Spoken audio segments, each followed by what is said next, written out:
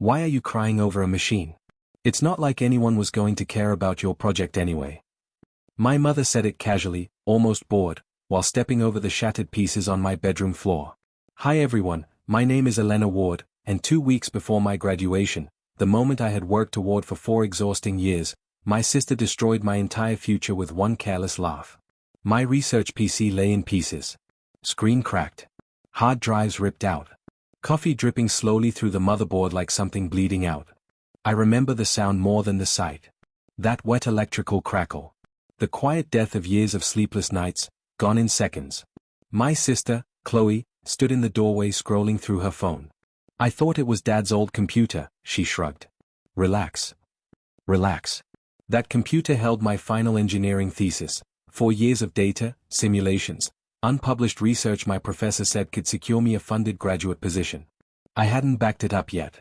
I was finalizing everything before submission. 2 weeks. That's all I had left.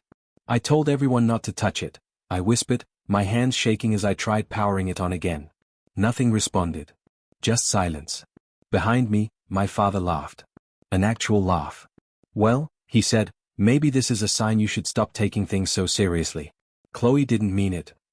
Chloe smirked. And in that moment, something inside me didn't break. It went quiet. I realized my pain was entertainment to them. My ambition was inconvenience. My success had always made them uncomfortable, because it proved I didn't need them. I stopped crying. Not because it hurt less, but because I suddenly understood something terrifying. They thought they had destroyed my future. What they didn't realize was that this was the exact moment I stopped being their daughter. That night, I didn't sleep. I sat on the floor beside the dead computer, surrounded by broken plastic and exposed wires, trying every desperate solution I could think of. Different cables. External monitors. Recovery drives. Nothing worked. Each failed attempt made reality heavier. 4 years of research. Thousands of experiment logs. Custom simulations I built from scratch. Gone. At 3:17 a.m., I finally called my supervisor. My voice barely worked. My system crashed, I said carefully. Completely destroyed. There was a long pause. Do you have backups? Silence answered for me. Another pause, softer this time. Elena, without that data, submission won't be possible. Graduation depended on that thesis. The funded research position depended on graduation. Everything depended on files that no longer existed. When morning came, I walked downstairs. My parents were eating breakfast normally. Chloe laughed at something on her phone. Life continued. Like nothing had happened. Mom glanced at me. You're still upset? Still. Upset. I stared at her, realizing they genuinely believed this was minor. Replaceable. Forgettable. Dad folded his newspaper. You're smart. Just redo it. Redo 4 years, in 2 weeks. Chloe rolled her eyes. Maybe now you'll stop acting superior. That was when understanding settled fully inside me. This wasn't an accident they regretted. This was something they expected me to get over. I nodded slowly, said nothing, and went back upstairs. For the first time, I didn't try fixing the computer. Instead, I opened my laptop and began writing emails. Not about recovery. About exit plans. Because something had changed overnight. They thought they had ruined my graduation. What they didn't know was that I had just decided to rebuild my future. Without them in it. By noon, I had sent 6 emails. 1 to my professor. 2 to data recovery specialists. 3 to research institutions I had quietly applied to months earlier, opportunities one never told my family about. Hope felt fragile, but I refused to panic. At 2 p.m., my professor called back. Elena, he said gently, I reviewed your progress reports and interim submissions. My heart pounded. You've consistently uploaded partial findings to the university server for evaluations. I froze. Partial findings? Then it hit me. Every semester review. Every draft submission. Every progress checkpoint I thought was meaningless bureaucracy had automatically saved fragments of my work. Not everything. But enough. We may be able to reconstruct 70%, he continued. If you're willing to work non-stop. 70%. It wasn't perfect. But it was survival. I'll do it, I said immediately. Upstairs, I began rebuilding. Downloading archived datasets. Rewriting lost models from memory. sleeping in 20-minute intervals between simulations.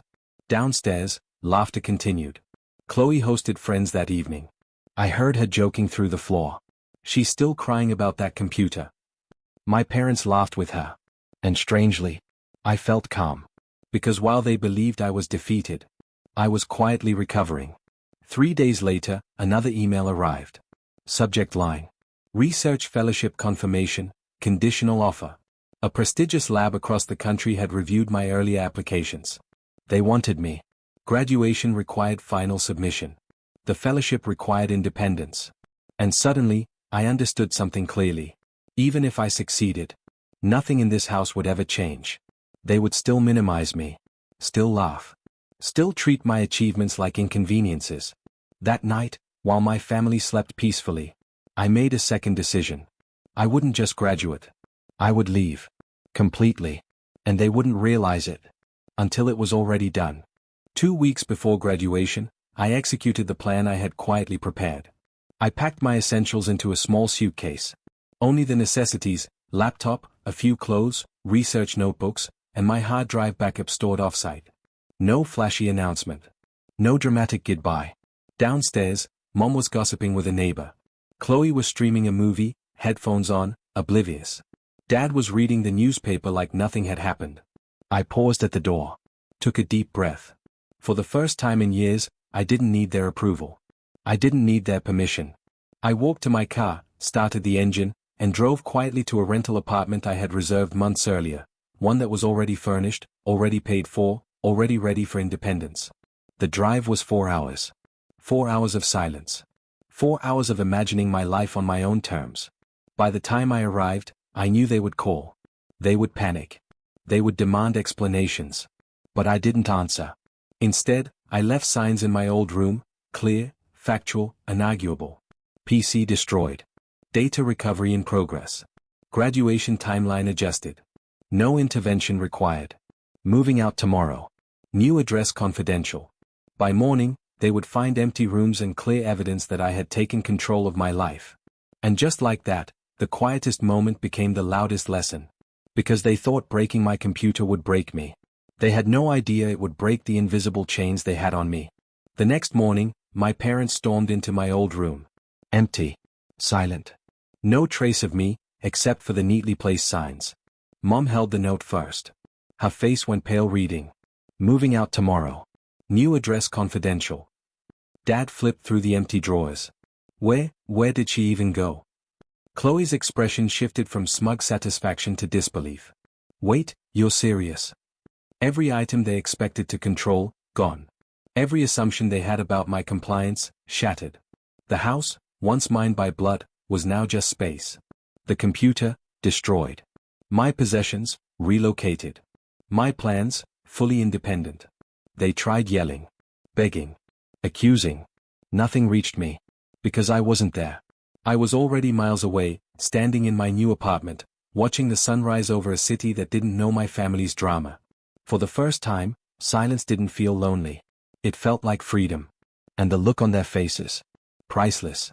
Because they realized, finally, that their laughter, their assumptions, and their cruelty hadn't defeated me. It had made me unstoppable. By the afternoon, the calls and messages started flooding in. Mom, come back. We'll fix everything. Chloe didn't mean it. Dad, we just want to talk. You're overreacting. Chloe, I'm sorry. Please come home. I didn't answer. Because this wasn't about apologies. This wasn't about forgiveness. This was about understanding. They had spent years believing that I existed to meet their expectations. That my efforts, my achievements, my dreams, were all optional, disposable, and for their amusement. Now, they were finally realizing something terrifying. I didn't need them. I didn't need their support. I didn't need their approval. Every attempt at guilt bounced off my calm. Every plea, every threat, every insult, failed. By evening, the messages slowed. The calls stopped. Silence finally settled. And in that silence, I understood. Victory wasn't about revenge. Victory wasn't about proving them wrong. It was about walking away, unshaken, unbothered, and free. By the end of the week, reality had set in completely. No more calls. No more messages. No more attempts to manipulate or guilt me. The house, the destroyed computer, the chaos, all of it was behind me. I spent mornings unpacking my new apartment, setting up my workspace, and organizing my research. Evenings were for long walks, coffee on the balcony, and watching sunsets over a skyline that didn't belong to anyone but me. They had finally understood, silently, painfully, that boundaries aren't optional. That control cannot be demanded. And that some lessons can only be learned through consequences. For the first time in years, I didn't have to explain myself. I didn't have to fight. I didn't have to defend my worth. I simply existed. Calm. Confident. Free. And from 400 miles away, I smiled. Because I had won the only thing that mattered, my life, on my terms. 2 weeks later, the dust had settled. No calls. No messages. No more attempts to interfere. My family had finally realized what I already knew. I didn't belong to their expectations. I didn't need their validation. And nothing they did could stop me from moving forward. The destroyed computer? Rebuilt from fragments, backups, and sheer determination. Graduation? Complete. Future? Already secured, independent, and unstoppable. They had thought breaking my PC would break me. It didn't. It taught me. It taught me that resilience is louder than laughter. That independence is more permanent than control. And that freedom is the ultimate form of poetic justice. I didn't gloat. I didn't taunt. I simply lived. Every sunrise reminded me of my victory. Every quiet evening reminded me of my strength. Every new achievement reminded me. Some lessons can only be learned the hard way. And this one was unforgettable.